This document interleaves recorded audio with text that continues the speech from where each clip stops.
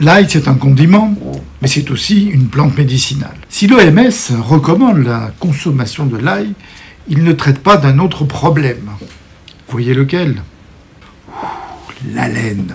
Alors certains s'en foutent, sauf peut-être si on est dans une période de séduction.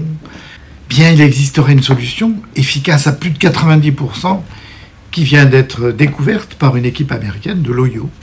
Ben, on voit ça tout de suite.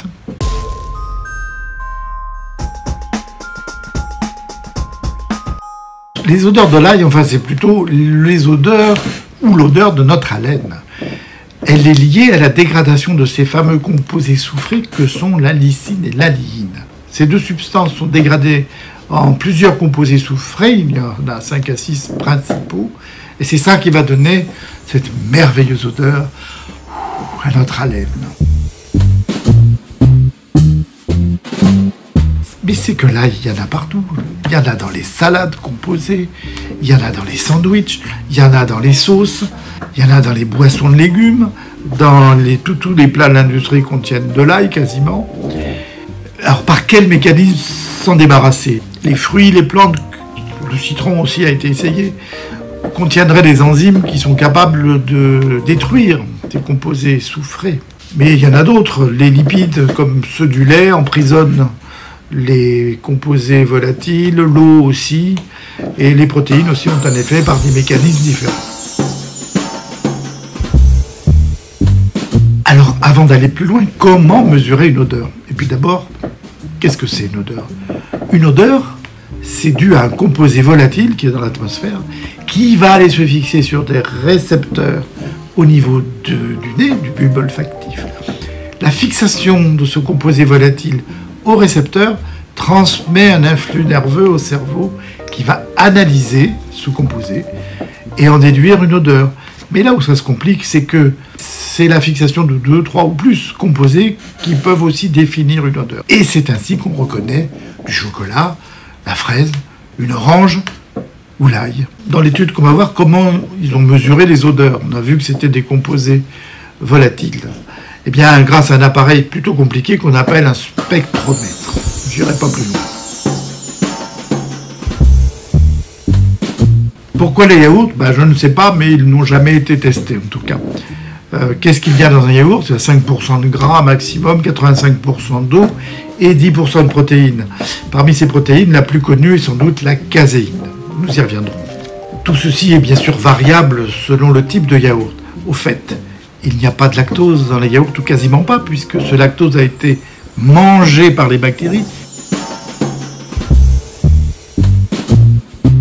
Eh bien, ça marche. La consommation d'un yaourt après celle d'ail diminue les composés volatiles de notre haleine de 80 à plus de 90%, selon les composés. Quels sont le ou les composés du yaourt qui produisent cet effet? Le produit qui a le plus d'effet sont les protéines, et spécialement la caséine. Puis viennent les lipides, et enfin l'eau, qui a aussi un petit effet de piégeage de ces molécules malodorantes.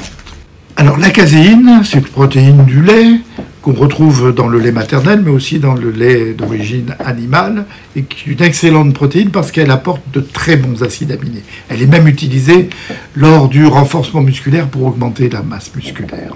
Mais ici, c'est sa conformation dans l'espace, et c'est cette structure 3D qui a des propriétés particulières qui lui permettent de piéger les molécules soufrées nauséabondes.